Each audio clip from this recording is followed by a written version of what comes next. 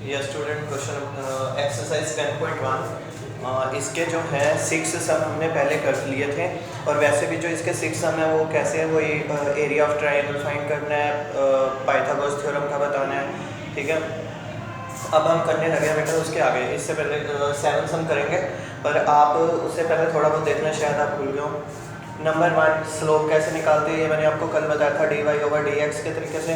ठीक है, स्लोप तक बता दिया था, उसके बाद इक्वेशन ऑफ लाइन बता दिया है। अब जो आपने देखना है बेटा वो क्या है कि दो लाइनें पैरेलल कब होती है, जब उनका स्लोप क्या होता है, इक्वल होता है। और दो लाइनें परपेंडिकुलर कब होती है, जब उनका स्लोप, दोनों के स्लोप का प्रोडक्ट कितना आता है, -1। ठीक है, if the product of two lines slope is -1 then the lines are perpendicular, and अगर उन दोनों का जो स्लोप है वो इक्वल है तो क्या है, वो इक्वल है, लाइन्स के हैं आपस में पैरेलल है। 7th सम पढ़िए बेटा। 7th सम क्या कहते हैं, find the slope of a line making angle 30 degree with positive direction of Y axis.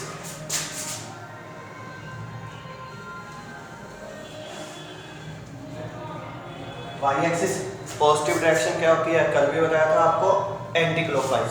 तो एंटी क्लॉकवाइज कहाँ जाएगा, इस ओर 30 डिग्री एंगल बन गया। बट हम जो स्लोप फाइंड करते हैं वो तो हम फाइंड करते हैं एक्स एक्सिस के अनुसार। तो यानी कि जो एक्स एक्सिस के साथ का एंगल है वो पूरा ये भी देखा जाएगा, और ये कितना होता है बेटा, 90 डिग्री। तो यानी कि एक्स एक्सिस के साथ इसने कितने डिग्री का एंगल बनाया, 90 + 30। दैट्स मीन थीटा हमारे पास कितना आ गया यहाँ, 90 + 30 120 डिग्री। थीटा हमारे पास आ चुका है 120, और स्लोप क्या होता है बेटा,